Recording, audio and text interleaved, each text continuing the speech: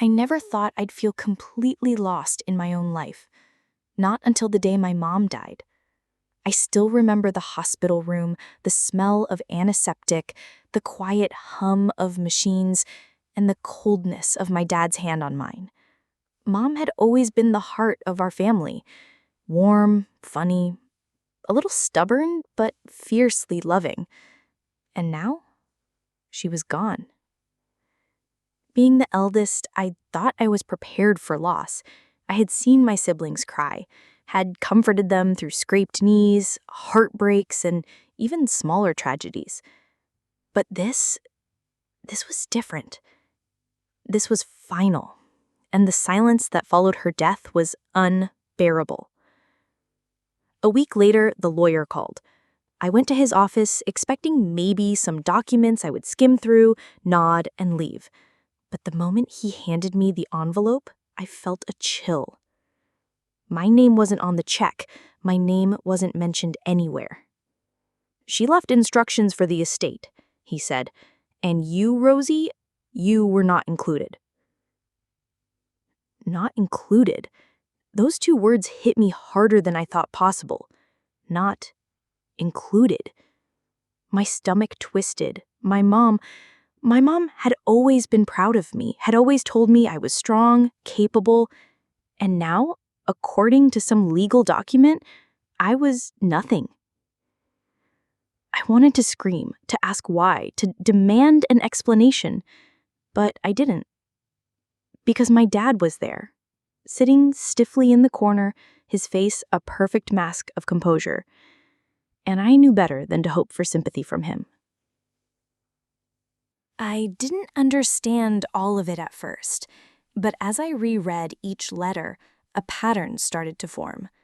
Mom wasn't just leaving me a sentimental trail. She was pointing me toward something concrete, something hidden, something my father and siblings didn't want me to find.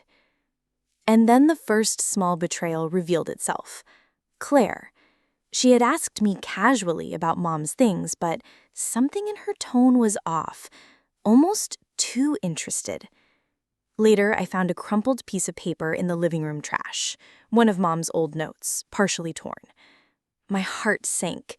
Claire must have seen it. She knew there was something I wasn't supposed to find. I didn't confront her. Not yet. I had learned long ago that patience was my greatest weapon. Instead, I watched. I listened. I paid attention to every word, every gesture. And the more I observed, the more I realized just how careful I needed to be. Ethan, my little brother, was a harder one to read. He seemed genuinely confused and scared, but I couldn't be sure if he had been influenced by Dad too. And Dad?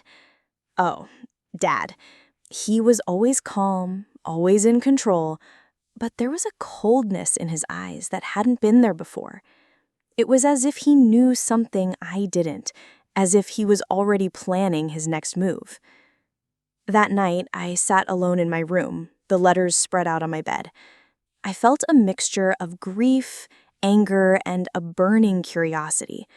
My mom had left me this trail, and now it was up to me to follow it. I could almost hear her voice, whispering encouragement, telling me I was stronger than they thought. And then it hit me. The letters weren't just about finding the inheritance. They were about revealing the truth. My mother had known. She had known that my father and siblings might betray me, that they might lie, manipulate, and hide things, and she had trusted me to see through it all. I clenched my fists. I wasn't just going to find what was mine. I was going to see who had tried to keep it from me, and I was going to make sure they understood that betraying Mom and me was a mistake they would regret. But even as I made that promise to myself, I didn't realize just how tangled the web of lies really was, or how close my family had come to destroying the very evidence that could change everything. The next few days, I became obsessed. I retraced every memory I had with my mom, searching for places that might match the clues in her letters. Every corner of the house felt like a potential hiding spot. Every old photograph, every keepsake, every laugh echoing through the hallways seemed to hold meaning. One letter stood out more than the others. Where laughter always echoed, you'll find what I have kept for you. Remember, patience is your guide. I sat in the living room for hours, scanning the room she had loved so much. I thought about the family game nights, the holiday dinners, the nights she would make us all laugh until our stomachs hurt. That room had been filled with so much life, but what could she have hidden there? I began moving furniture, checking behind bookshelves, lifting cushions, even inspecting the space beneath the rug. Hours passed, and I felt like I was chasing shadows. Just when I was about to give up, something caught my eye. A small, almost invisible seam along the baseboard. My pulse quickened. With careful fingers, I pried it open and found another envelope tucked behind it. This one wasn't just a note, it was a map. A rough, hand-drawn sketch of the house and the property with certain spots marked with little X's. I felt a chill. Mom had planned this meticulously, leaving breadcrumbs that only I could follow. And the more I studied the map, the more I realized that the final destination wasn't even in the house. It was in the garden shed, a place no one had thought to check for years. But just as my heart lifted with hope, a small detail on the map made my stomach drop. One of the X's had a tiny note, "They will watch. Trust no one."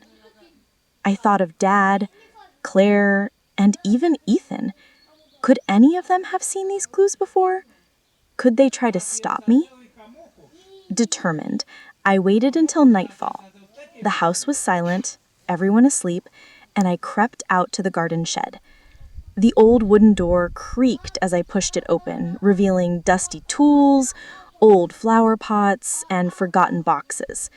I scanned every corner, every shelf, until finally, hidden under a pile of old tarps, I found a small, locked chest. My hands shook as I inserted the key from Mom's first envelope. The lock clicked, and I slowly lifted the lid. Inside, I found more letters, journals, and a small velvet pouch. My heart skipped a beat. Could this be it? The hidden inheritance my mother had promised me? I reached for the pouch and opened it. Inside were a few gold coins, old jewelry, and a folded document. I held it in my hands, feeling the weight of what my mother had left me, not just materially, but emotionally. She had trusted me, planned for me, and guided me even after she was gone. But the excitement was tempered with dread.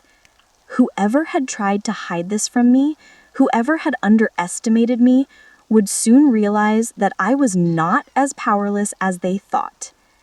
And even as I held the proof of my mother's secret, I couldn't shake the feeling that someone had been watching, that someone knew I had found it, that the next confrontation was coming, and it might be closer than I imagined. The morning after finding the chest, I couldn't hide my excitement, though I tried. I tucked the velvet pouch and letters safely into my bag, careful not to let anyone see. But as I walked into the kitchen, I realized that hiding things from my family was going to be harder than I thought. Claire was already there, flipping through a magazine, but pretending not to notice me. "Morning," she said, her voice casual, but there was an edge to it, like she was testing me. "Morning," I replied, pouring myself some coffee. I kept my tone calm, neutral. I wasn't ready for a fight yet, not until I had more of the puzzle in place. Ethan shuffled in behind her, rubbing his eyes. "Rosie, did you see Mom's old letters? Dad mentioned something about them yesterday." My heart skipped. Had Dad been snooping, or was he just saying it innocently? I decided not to react. "I haven't seen anything yet," I said lightly, trying to keep my voice steady. That evening, I noticed Claire lingering near my room. Later, I found a crumpled piece of paper on the floor, one of Mom's old notes, partially torn. My heart sank. Claire must have seen it. She knew there was something I wasn't supposed to find. I didn't confront her. Not yet. I had learned long ago that patience was my greatest weapon. Instead, I watched. I listened. I paid attention to every word, every gesture. And the more I observed, the more I realized just how careful I needed to be. I decided to be patient. I wouldn't confront Claire directly again until I had more proof, more leverage. Instead, I watched. I listened, and I let her make mistakes while I followed my mother's trail.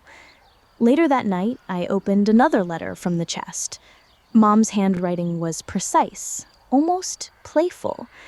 They may watch, they may interfere, but remember, patience and cleverness always win. Trust yourself, Rosie. I folded the letter and held it close. My mother had foreseen this. She had known my family would betray me and had left me not only instructions, but guidance on how to protect myself. I felt a surge of determination. I wasn't just following clues anymore. I was playing a careful game. A game where every move mattered, where patience, observation, and intelligence were my greatest weapons. And as I finally went to bed that night, clutching Mom's letters, I realized something chilling. The first betrayal had been Claire, but she wouldn't be the last.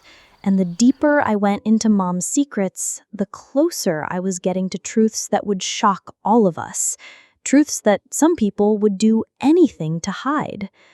The more I dug into Mom's letters, the more I realized that Claire wasn't the only obstacle. Dad's presence loomed over everything, quiet but suffocating. He wasn't just indifferent, he was calculated. Every word he said, every action he took seemed designed to keep me off balance, to make me doubt myself. It hit me one evening when I was going through Mom's old files in her study. Buried under a pile of documents, I found copies of legal papers, some I had never seen before. Trust funds, property deeds, insurance policies, and in the margins of some of them, in Mom's handwriting, were notes that made my blood run cold. She had been planning this for years, anticipating Dad's moves. He will try to control, he will try to take.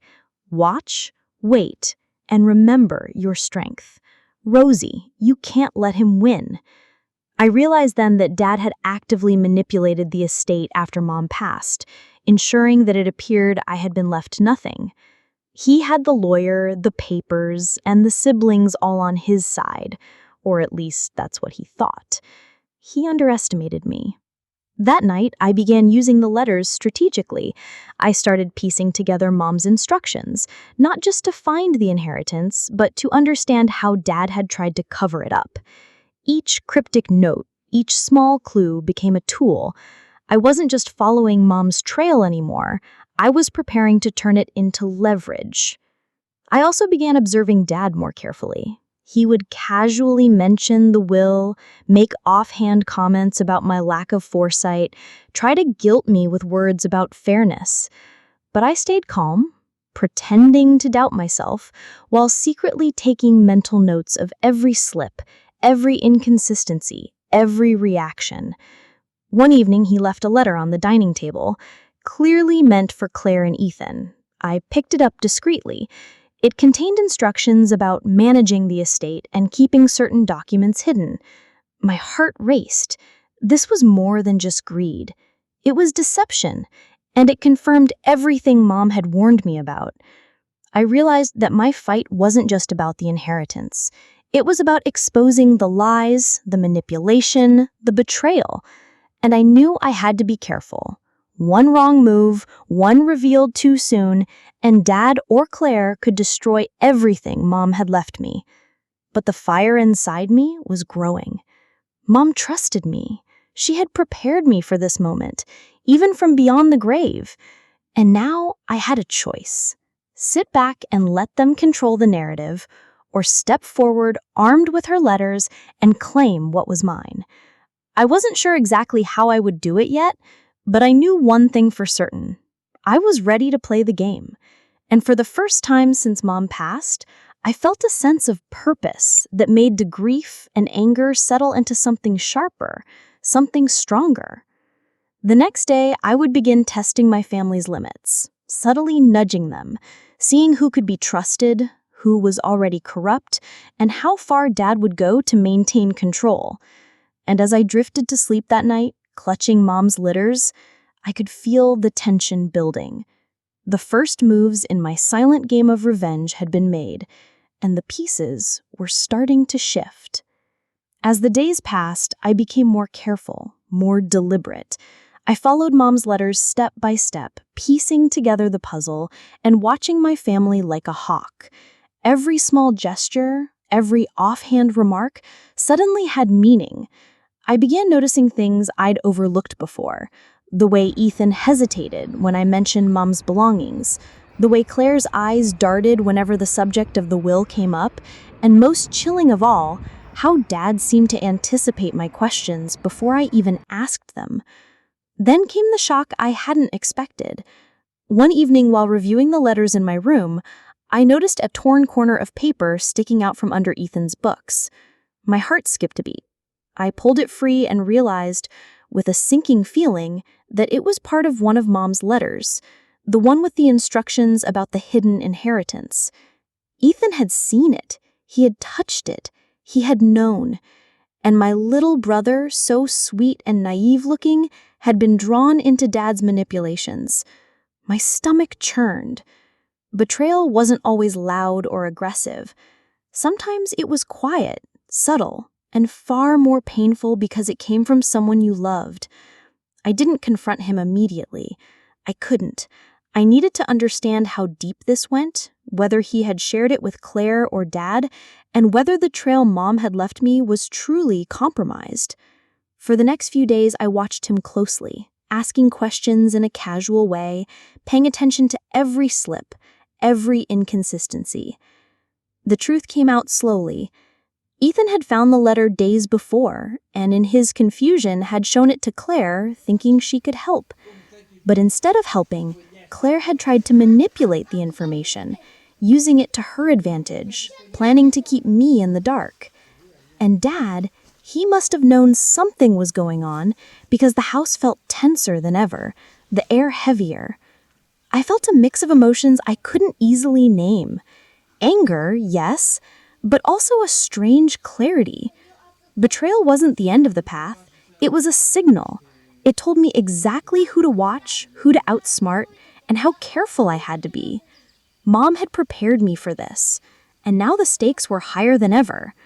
That night, I spread the letters, the journals, the clues from the chest across my bed. Mom's handwriting seemed alive in the dim light of my room, guiding me, warning me, urging me forward. I knew I couldn't trust my siblings entirely, and I certainly couldn't trust Dad, but I could trust myself. I could trust Mom's instructions. And I made a decision. I would continue the search, continue following the trail, but I would also play the game differently. I would let them think they were ahead while I quietly gathered the evidence, the clues, and the leverage I would need to reclaim what was rightfully mine. For the first time since Mom passed, I felt a thrill. Not the kind of excitement that comes from victory, but the one that comes from knowing that the tide is starting to turn and that the people who betrayed me would eventually realize too late that I had been several steps ahead all along. By now, I had learned to move quietly, to watch carefully, to trust only the letters my mom had left me. Every step I took was calculated, every conversation observed. I had pieced together more of the puzzle, and the next clue pointed me to us I had never thought to check. Dad's private study. The study had always been off limits, Dad's domain. I remember how, as a child, I had tiptoed past the heavy wooden door, peeking inside just enough to see piles of papers, books, and locked drawers. I never imagined that the place I had feared most would hold a key to my mother's secret plan. One night, after everyone else was asleep, I crept into the study. My heart pounded, but I reminded myself that Mom had trusted me for a reason. I examined the room quietly, looking for anything unusual. And then I saw it, a small indentation in the back of a drawer, barely visible, as if someone had tried to hide something. I opened it carefully, and inside was a bundle of papers, old letters, and another small key. My pulse raced as I read through the letters. They were from Mom, written to me in secret, describing how Dad had tried to manipulate the estate and how she had anticipated every move. One letter stood out. Rosie, if you are reading this, know that I have left something for you beyond what they can take. Follow the clues carefully, and you will find it. Trust no one completely, not even those you love. Some lessons are learned the hard way. A chill ran down my spine. Mom had known all along that my father and siblings might try to deceive me. She had hidden everything meticulously, leaving me a map, a trail, and the wisdom to outsmart them. But even as I felt a surge of hope, I knew the stakes had never been higher. Claire was watching, Ethan was vulnerable, and Dad was always calculating. One wrong move, one mistake, and everything could be lost. I took a deep breath and reminded myself this wasn't just about the inheritance. It was about justice, about honoring Mom's intelligence and foresight, about proving that I wasn't powerless. The final step was near. Mom had left clear instructions, but it required patience, precision, and courage. I felt the weight of her trust settle on my shoulders, and for the first time since her death, I smiled through the fear. I was ready, and I knew deep down that when the time came, the truths I uncovered would shake our family to its core. Little did I know, the next discovery would not only reveal the hidden inheritance, but also expose a betrayal so deep it would leave me questioning everything about the people I had called family. The next morning, I woke with a sense of purpose I hadn't felt in weeks. I knew exactly where to go, exactly what to look for. Mom's letters had led me carefully, patiently, step by step. And now the final piece was within reach. I just had to follow her instructions and be smarter than anyone else who might try to interfere. The clue pointed to the old shed behind our house, the one Dad and I used to store summer tools in when I was a kid. I remember playing there with Mom and my siblings, hiding little treasures, laughing until we were breathless. That memory made my stomach twist. If Mom had hidden something there, it would be more than material. It would be a piece of her, a piece of the love she had tried to protect me with. I waited until nightfall, making sure Dad and my siblings were asleep. I grabbed the key from the study, slipped out quietly, and pushed open the creaky shed door. Dust rose in tiny clouds as I moved inside, my flashlight cutting through the darkness. I scanned every corner, every shelf, every box. And then I saw it, an old wooden crate tucked behind the tools. My hands shook as I inserted the key. The lock clicked open and I lifted the lid slowly. Inside was stacks of documents, old jewelry, and another small velvet pouch. I opened the pouch first and gasped. Gold coins, rare collectibles, and a set of papers that clearly outlined a trust fund and property left specifically for me. My mother had planned this meticulously. She had ensured that no one, neither Dad, Claire, or Ethan, could take what was rightfully mine. I almost laughed, a mix of relief and triumph, until I noticed something else. A letter folded neatly and addressed to me in Mom's handwriting, but with a warning I hadn't seen before. Rosie, if you are reading this, it means some of them tried to interfere. I have left this in a way that only you could find it. Use it wisely. Some lessons are harsh, and some truths will hurt, but justice is yours to claim. My heart sank as the reality hit me. Dad and Claire knew, or at least suspected, that Mom might leave me something, and Ethan, my own brother, had been caught in the middle, manipulated to keep me from finding it. The betrayal wasn't just small acts of greed. It was an intricate web of lies that had tried to erase me from the family entirely. I held the papers in my hands and felt a surge of strength. Mom believed in me, had trusted me to uncover the truth, and now it was my turn to act. I didn't need to shout, to accuse, or to confront them directly. I just needed to follow Mom's plan, expose the deceit subtly, and claim what was mine. The next morning, I waited for the perfect moment. When Dad and Claire started bragging about the estate and their smart management of Mom's possessions, I calmly produced the documents and jewelry. Their faces went pale as they realized I had found the hidden inheritance, everything they had tried to keep from me, everything they thought I couldn't reach. Ethan looked at me with guilt and shame, finally understanding the part he had played. Claire's smirk vanished, replaced with a mix of anger and disbelief. And Dad's cold, calculated mask faltered for the first time in years. Mom had given me more than just an inheritance. She had given me a way to reveal the truth, to turn the tables, and to show my family that betrayal comes with consequences. And as I stood there, holding what was mine, I realized that her cleverness and her faith in me had ensured that justice was finally served. The house was quiet after the reveal, but the silence was heavy, charged with shock, anger, and a strange kind of respect. Dad sat in his chair, staring at the papers I held, the reality finally sinking in. Claire stood frozen, her usual confidence shattered. Ethan looked at me with guilt and relief, unsure whether to apologize or just hide in the background. I didn't raise my voice. I didn't need to.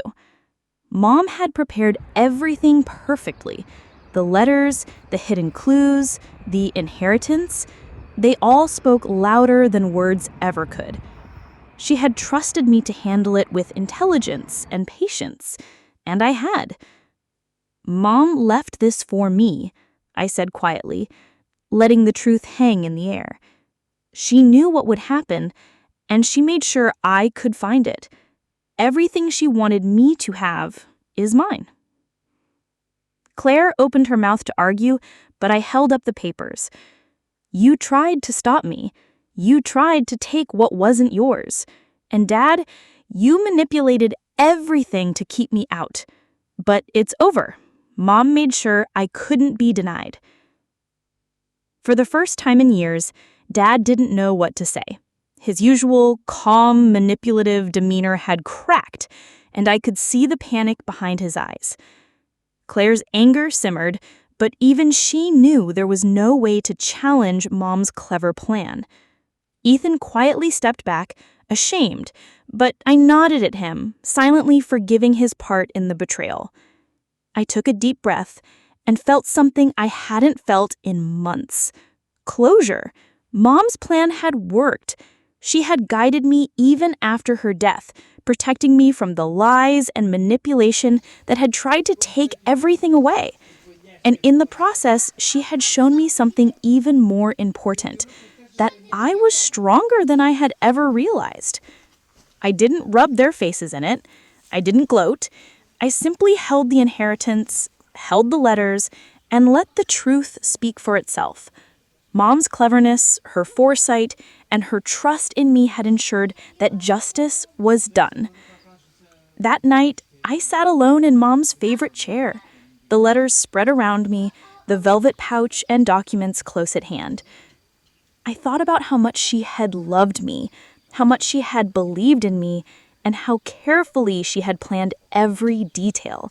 Tears ran down my face, but they weren't just for grief. They were for relief, for triumph, and for the deep, enduring love of a mother who never stopped protecting her child. The betrayal of my family had been bitter, and the path to the inheritance had been full of pain and deception. But the lesson was clear. Patience, intelligence, and a mother's faith had been stronger than greed, jealousy, and manipulation. As I closed the letters, I whispered a promise to Mom. I would honor her memory. I would safeguard what she had left me, and I would never forget the power of her love and foresight. And in that quiet, heavy moment, I finally